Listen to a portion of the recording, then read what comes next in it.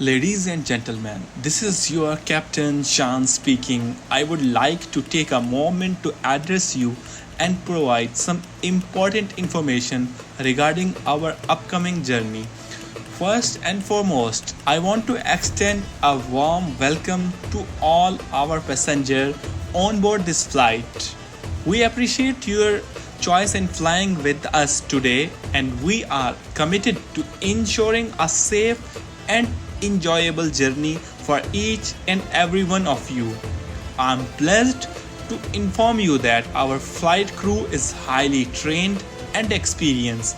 We will do everything possible to make this journey comfortable and efficient. Our top priority is your safety, and we will strictly adhere to all aviation regulation and procedure. We are currently preparing for departure, and our estimate flight duration is 9 hours. During this time, we kindly request your cooperation in following all instruction provided by our crew member. They are here to assist you and ensure a pleasant travel experience. Throughout the flight, we will provide regular updates on our progress, including any noteworthy landmark or point of interest along the way. Additionally, our crew member will be available to attend to any needs or inquiries you may have. Please ensure that your seatbelt is fastened securely whenever you are seated and follow our illuminated sign or safety guidelines. We also encourage you to familiarize yourself with the location of emergency exits. We are clearly marked throughout the cabin. Once again, we appreciate your presence on board today, and we look forward to serving you. If there is anything we can do to make our journey more comfortable, please do not hesitate to let us know. Thank you for choosing Fly with us. We wish you a pleasant flight and a wonderful destination ahead with Shan Airways. देवियों और सज्जनों, मैं आपका captain शान बात कर रहा हूं, और मैं कुछ लम्हा लूँगा आपसे और एड्रेस करूँगा कुछ इम्पोर्टेंट इन्फॉर्मेशन हमारी आने वाली इस सफ़र के बारे में। सबसे पहले मैं आपको एक वार्म वेलकम करना चाहता हूं उन तमाम पैसेंजर्स का जो ऑन बोर्ड हैं इस फ़्लाइट के ऊपर, और मैं अप्रिशिएट करूंगा आपकी जो चॉइस है हमारे साथ फ्लाई करने की टुडे। और हम बहुत ज़्यादा कमिटेड हैं इस चीज़ को यकीनी बनाने के लिए आपकी सेफ़ और इन्जॉयबल जर्नी हर किसी के लिए जो इस फ़्लाइट पे ऑन बोर्ड है। और मुझे ये बात बताते हुए बहुत आश्चर्य हो रहा है कि हमारा जो फ़्लाइट क्रू है ये हाईली ट्रेंड और एक्सपीरियंस्ड है, और हम वो सब कुछ करेंगे मुमकिन बनाने के लिए आपके इस सफ़र को कंफर्टेबल और एफिशिएंट। हमारी सबसे टॉप प्रायोरिटी आपकी सेफ्टी है। फिर हम स्ट्रिक्टली जो है ना फॉलो करेंगे ऑल एविएशन रेगुलेशंस और प्रोसीजर। हम करंटली प्रिपेयर कर रहे हैं डिपार्चर के लिए, और हमारा एस्टिमेट फ़्लाइट ड्यूरेशन है 9 आवर्स का।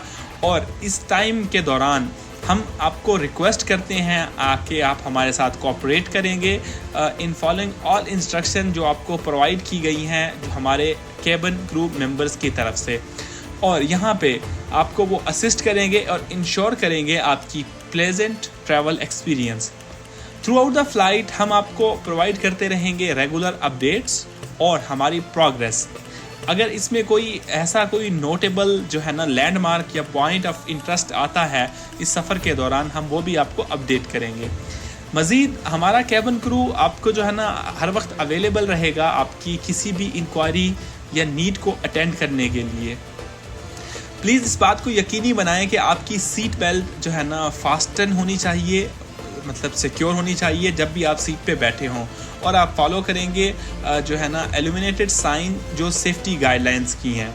तो यहाँ पे हम आपको इनकरेज करेंगे आपके, अगर आप जान सकें कि आपकी लोकेशन ऑफ एमरजेंसी एग्ज़िट कौन कौन सी है, तो यहाँ पे क्लियरली जो ये सारी चीज़ें मार्क की गई हैं पूरे कैबिन के अंदर। वंस अगेन हम आपको फिर अप्रिशिएट करेंगे आपकी प्रेजेंस ऑन बोर्ड टुडे जो है ना। हम मतलब we look forward to serving you. अगर यहाँ पे कोई आपको जो है ना हम मुमकिन बना सकते हैं आपकी जर्नी को कंफर्टेबल बनाने में, तो प्लीज़ आप हमें बता सकते हैं। हमें किसी चीज़ की भी अगर आपको ज़रूरत है तो उसके लिए आप प्लीज़ कोई हेजिटेट मत करें और हमसे कांटेक्ट करें। आपका शुक्रिया हमारे साथ फ़्लाई करने का। हम उम्मीद करते हैं कि आपकी ये जो फ़्लाइट है ये प्लेजेंट रहेगी और एक वंडरफुल डेस्टिनेशन पे जाने के लिए। तो थैंक यू फॉर चूजिंग शान एयरवेज़। हम आपके जो है ना एक खुशगवार सफ़र के लिए उम्मीद करते हैं, और हमारा ये सफ़र है न्यूयॉर्क से इस्तांबुल के लिए। रास्ते में हमें बहुत सी चीज़ें देखने को मिलेगी, जैसा कि अभी आप देख रहे हैं हम क्लाउड्स में हैं, और हमारा ये सफ़र रहेगा 9 घंटों का। और फिर उसके बाद हम लैंड करेंगे इस्तांबुल के जो बैनुल-अक़वामी हवाई अड्डा है उसके ऊपर, और उसके बाद आप अपनी अगली मंजिल के लिए जो फ़्लाइट है वो ले सकते हैं। जैसा कि आपको मालूम है कि इस्तांबुल जो है वो एक गेटवे है दुनिया का, और आप देख सकते हैं कि हम जो है ना रेडी हो रहे हैं, प्रिपेयर कर रहे हैं अपने आप को लैंडिंग के लिए। हम इस्तांबुल लैंड करने के लिए तैयार हैं। हम उम्मीद करते हैं आपका ये सफ़र न्यूयॉर्क से इस्तांबुल तक का हमारे साथ बहुत अच्छा गुजरा होगा, और हम उम्मीद करते हैं कि आप नेक्स्ट टाइम भी आप हमारे साथ सफ़र करना पसंद करेंगे। और ये मैंने ख़ुद से बनाई हैं, ये सारी अनाउंसमेंट ये ख़ुद साख्ता हैं, और ये कुछ इस तरह से दिखाई देता है इस्तांबुल का बैनुल-अक़वामी हवाई अड्डा, जो कि इस्तांबुल एयरलाइंस बहुत ज़्यादा पॉपुलर है जैसा कि आपको पता है। और अगर आप पाकिस्तान से जाना चाहते हैं, ये कार्गो इनका सेक्शन है। अगर आप यूएस की फ़्लाइट है तो आपको डेली जो है ना फ़्लाइट जो मिलेगी वो इस्तांबुल टर्किश एयरवेज़ की मिलेगी। वैसे आप दुबई से भी कनेक्ट कर सकते हैं, एमिरेट्स से, कतर से भी कर सकते हैं, बहरीन से भी कर सकते हैं, लेकिन जो आपको ठीक पैसों में और सही वो मतलब तेज़ी से जो मिलेगी फ़्लाइट, तो उसमें आपको ये टर्किश एयरलाइन को चूज़ करना पड़ेगा। तो टर्किश एयरलाइन की एक और ट्रेडमार्क एयरलाइन है, अंडोला करके कुछ एक नाम है उसका। तो बहरहाल ये इस तरह से दिखाई देता है ये इस्तांबुल का एयरपोर्ट। ये काफ़ी खूबसूरत और काफ़ी बड़ा एयरपोर्ट है, और ये इसे दुनिया का एक गेटवे समझा जाता है। काफ़ी अच्छा इन्होंने डिज़ाइन किया है, इसीलिए इन्होंने बनाया इस तरह से डिज़ाइन किया है, क्योंकि ये बहुत बड़ी जो है ना ऑडियंस या जो बहुत बड़े पैसेंजर्स, बहुत बड़े नंबर्स के जो पैसेंजर्स हैं उनको ये ट्रैवल करवाते हैं। आप अंदाज़ा लगा सकते हैं कि हमारे लैंड होने से अब यहाँ तक कितनी देर हम मतलब तेज़ी से जहाज़ चल रहा है, और कितना टाइम हो गया अभी तक भी चल रहा है, और ये अपने गेट तक नहीं पहुँचा। तो इतने ज़्यादा रनवेज़ और जो है ना ये सारा एहतमाम किया गया है, क्योंकि यहाँ पे नंबर्स ऑफ़ पैसेंजर्स जो हैं, जो फ्रीक्वेंट फ्लायर्स जो हैं वो बहुत ज़्यादा हैं। ये देखें, ये 2 रनवे हैं यहाँ पे, ये 2 जो लाइटें नज़र आ रही हैं आपको, ये 2 अलग-अलग रनवे की हैं, और यहाँ पे लैंड कर रहे हैं वो। तो जो है ना ये है कुछ इसका हिसाब किताब, और काफ़ी अच्छा रहा इनके साथ सफ़र। सीटें थोड़ी तंग थी लेकिन ठीक था सफ़र बहरहाल बाकी सारे हिसाब से। और ये कुछ जब हमने टेक ऑफ़ किया तो इस तरह से कुछ नज़ारा था नीचे का, और समंदर है, और ये है सारा कुछ। ये हम जो है ना जी रवाना हो चुके हैं इस्तांबुल से न्यूयॉर्क से इस्तांबुल के लिए, और अब ये वापस डायरेक्शन ले रहा है उड़ने के बाद। तो ये था हमारा सफ़र, और काफ़ी अच्छा रहा है जो है ना सफ़र हमारा टर्किश एयरलाइन से इस्तांबुल का। तो खाना 2 दफ़ा दिया गया इन 9 घंटों में। एक जो होता है पहले दिया जाता है, फिर लैंडिंग से पहले दिया जाता है, और आपको एक मेन्यू कार्ड एक बिज़नेस क्लास की तरह पकड़ाया जाता है, जिसमें जो है ना आपको बता दिया जाता है कि भाई इसमें ये चॉइस हैं आपके पास मेन में, और ये है बिफ़ोर लैंडिंग में। मतलब 9 घंटे की फ़्लाइट में 2 दफ़ा देते हैं। तो इसमें आपको बेडरूम स्लीपर्स देते हैं, सॉक्स देते हैं, आपके लिप बाम देते हैं, टूथपेस्ट देते हैं, ब्रश देते हैं। उसके अलावा आपको जो है ना हेडफोन दिए जाते हैं, सैनिटाइज़र दिए जाते हैं। तो इस तरह से जो है ना मुख्तलिफ एयरलाइंस की मुख्तलिफ पॉलिसीज़ होती हैं। कतर एयरवेज़ थोड़ा ज़्यादा अच्छी चीज़ें देता है, उसकी टिकट भी थोड़ी ज़्यादा होती है, लेकिन ये भी उसके बराबर की है, इसकी चीज़ें थोड़ी कम थी। हम टर्किश एयरलाइन का जो इस्तांबुल का जो एयरपोर्ट है वहाँ पे पहुँच चुके हैं, और ये इस तरह से कुछ दिखाई देता है ये एयरपोर्ट। ये सारी ड्यूटी फ्रीज़ की दुकानें हैं। तो जो है ना उसके अलावा फिर आपको खाना दिया जाता है, और जो है ना उस खाने में जो भी आपको पसंद हो, वेज या मीट जो भी हो, नॉन वेज जो भी चाहिए आपको। तो बहुत महंगा है यार ये एयरपोर्ट, इनका खाने पीने का सामान। काफ़ी मैंने नोट किया है जो है ना इनकी, क्योंकि इस्तांबुल शहर में इतनी चीज़ें महंगी नहीं, एयरपोर्ट पे महंगी होती हैं लेकिन ये कुछ ज़्यादा एक्सट्रीम महंगी थी, क्योंकि इनकी जो ज़्यादा टारगेट ऑडियंस है वो है यूरोपियन, और ये यूरो में हर चीज़ को ये कैलकुलेट करके उसका फ़ाइनल प्राइस निकालते हैं।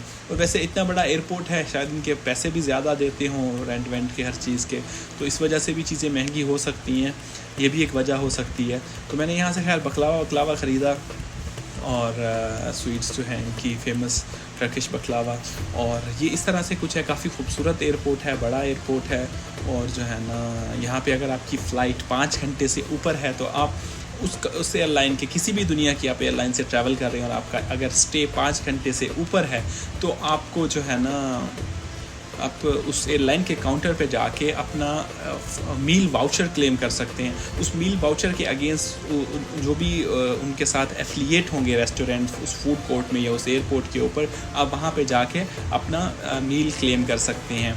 उसमें हर तरह के तकरीबन रेस्टोरेंट्स होते हैं, मतलब जो फास्ट फूड की चेन्स हैं या दूसरे नॉर्मल रेस्टोरेंट्स होते हैं, सब पे ये हर एयरलाइन का होता है। चाहे आप सस्ती से सस्ती एयरलाइन पे सफ़र कर रहे हो, इवन के आप ऐसी एयरलाइन के साथ सफ़र कर रहे हैं, ये ऊपर से फूड कोर्ट से नीचे कुछ इस तरह से दिखाई देता था नीचे का व्यू।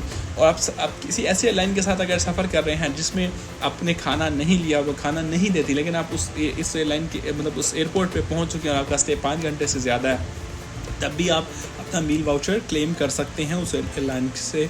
और बाज़ दफ़ा ऐसा होता है, जैसे कतर एयरलाइन है, या मैंने देखा इसको का एयर अरेबिया का, उसका ऐसा था कि उसमें तो आपका जो बोर्डिंग था, नेक्स्ट बोर्डिंग जो आपका होता है, वो इट्सेल्फ जो है ना एक मील वाउचर होता है। लेकिन टर्किश एयरलाइन के उसमें ऐसा नहीं था, इसमें आपको क्लेम करना था, आपको यू हैव टू गो जो है ना टर्किश एयरलाइन का जो ऑफिशियल काउंटर है इस एयरपोर्ट के ऊपर, वहाँ पे, और उनसे आस करनी थी कि मुझे मील वाउचर चाहिए। तो वो आपकी जो होती है डाटा, उसको लेके उसके अगेंस्ट आपको वो मील वाउचर इशू कर देते हैं। यहाँ पे इंटरनेट फ्री अवेलेबल नहीं है, मतलब हर वक्त के लिए, जैसे दूसरे एयरपोर्ट्स पे होता है। यहाँ पे सिर्फ 1 घंटे के लिए मिलता है। आप अपना सामने वो मशीन लगी है, आप अपना पासपोर्ट पंच करते हैं, उसके अगेंस्ट आपको 1 घंटे के लिए एक वाउचर निकल के आता है।